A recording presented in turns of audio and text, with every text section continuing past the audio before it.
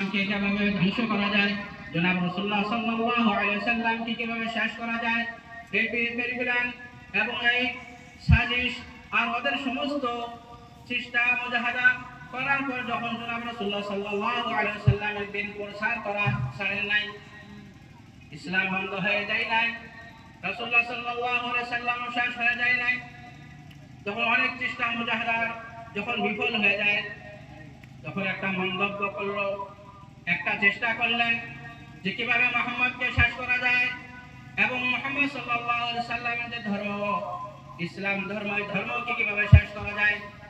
এই প্ল্যান করে সমস্ত মক্কার বড় বড় লিডারগণ আবু জেহেল, উতবা, সাইবা, আবু লাহাব সমস্ত বড় বড় কুফার লিডারগণ একত্র করে মশওয়ারা করেছেন, মিটিং করেছে কিভাবে জনাব রাসূলুল্লাহ সাল্লাল্লাহু আলাইহি ওয়াসাল্লাম এবং ইসলামকে শেষ করা যায়। এই কিভাবে অনেক মিটিং করার পরে মশওয়ারা করার পরে একটা সিদ্ধান্ত নিলেন যে মুহাম্মদকে যদি আমরা শেষ করে দেই, মুহাম্মদকে যদি আমরা সর কলম করে দেই, নাউযুবিল্লাহ, মুহাম্মদকে যদি আমরা গর্দান যদি উড়াই দেই, তাহলে আমাদের মধ্যে ঝগড়া হবে, আমাদের মধ্যে বিবাদ বিচ্ছেদ হবে, আমরা সবাই আত্মীয় স্বজন, ওরা নিজেরা আত্মীয় স্বজন, একে অপরের বংশ, আমরা যদি লড়াই ঝগড়া করি তাহলে আমাদের মধ্যে বিচ্ছেদ সৃষ্টি হয়ে যাবে, এই আমাদের দ্বারা সম্ভব নয়। তাহলে কিভাবে জনাব রাসূলুল্লাহ সাল্লাল্লাহু আলাইহি ওয়াসাল্লামের সর কলম করা যায়? যদি মুহাম্মদের সর কলম করা হয়, যদি মুহাম্মদের যদি গর্দান উড়ানো যায়, তাহলে ইসলাম শেষ হয়ে যাবে, ইসলাম মিটে যাবে। এই প্ল্যান নিয়ে বুদ্ধি করে মশওয়ারা করে একটা মিটিংয়ের মধ্যে ফয়সালা হলো যে ইয়ামানের গভর্নর, ইয়ামানের বাদশা হাবিব, ওনাকে নালিশ দেওয়া হোক, উনি অর্ডার দেবে যে মুহাম্মদের সর কলম করা হোক, মুহাম্মদের গর্দান উড়ানি হোক। যখন অর্ডার দেবে তখন আর আমাদের কোনো দোষ হবে না, আর আমাদের কোনো লড়াই ঝগড়া থাকবে না, আর কামও হয়ে যাবে। এই প্ল্যান নিয়ে ইয়ামানের বাদশা, ইয়ামানের গভর্নরের কাছে হাজির হলো আবু জেহেল। আবু জেহেল কিছু লস্কর নিয়ে ইয়ামানের গভর্নর বাদশার কাছে হাজির হলেন। যখন বাদশার কাছে হাজির হলেন, আবু জেহেল বললেন, ও বাদশা জাহাবানা, আপনার কাছে আমরা একটা ফরিয়াদ নিয়ে এসেছি, আপনার কাছে একটা বিচার নিয়ে এসেছি। আমাদের দেশের কিছু লোক, আমাদের দেশের কিছু আহমক বেকুব লোক, বুদ্ধিহীন লোক এরকম নতুন ধর্ম পেয়ে নতুন ধর্মের মধ্যে ধাবিত হইতেছে, নতুন ধর্ম অবলম্বন করতেছে, আর আমার আগের ধর্ম মিটানোর জন্য চেষ্টা করতেছে।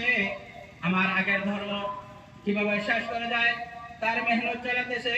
বাদশা জাহাপনা, আপনি একটা কোনো কিছু করেন, কিন্তু প্রকাশ্য বলতে পারে না, যে মুহাম্মদের সর কলম করা হোক। যখন বাদশা শুনলেন আবু জেহেলের সমস্ত বক্তব্য, বাদশা জাহাপনা সঙ্গে সঙ্গে কোনো ফয়সালা দিতে পারেন না, সঙ্গে সঙ্গে কোনো অর্ডার দিতে পারেন না। বাদশা বললেন, ও আবু জেহেল, আমি তোমাদের কাছে যাব আর ওই ব্যক্তির কথা শুনবো যে ব্যক্তি নাকি নবুয়তি দাবি করে, নবুয়ত ইসলাম প্রচার করে বেড়ায় এবং ইসলামের দাওয়াত দেয়, নবুয়তি দাবি করে। ওই ব্যক্তির কাছে যাব আর ওনার কথা শুনবো, তারপরে আমার ডিসিশন, তারপরে আমার ফয়সালা হবে, কিন্তু এর আগে আমার কোনো ডিসিশন নেই। আবু জেহেল যে উদ্দেশ্য নিয়ে এসেছিল যে হয়তো বাদশা এই মুহাম্মদের সর কলম করার জন্য, মুহাম্মদকে হত্যা করার জন্য হুকুম করবে, অর্ডার করবে, সে উদ্দেশ্য নিয়ে এসেছে, কিন্তু তার উদ্দেশ্য বিফল হইতেছে, নাকাম হইতেছে।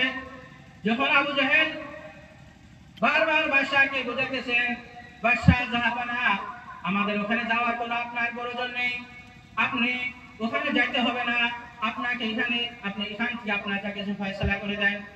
আবু জেহেলের অনেক পরম চেষ্টা যাতে বাদশা মক্কার মধ্যে না আসেন আর হুজুর পাক সাল্লাল্লাহু আলাইহি সাল্লামের সম্মুখে না যান, ওনার কথা না শুনেন।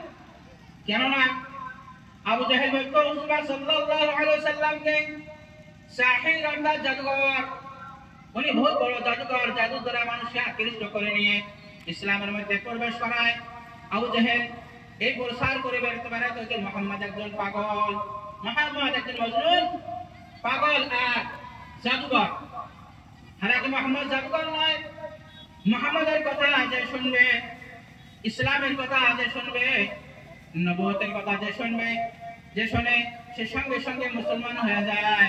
এই জন্য আবু জাহেল বলতো মুহাম্মদ একজন জাদুকর, মুহাম্মদ একজন কি জাদুকর।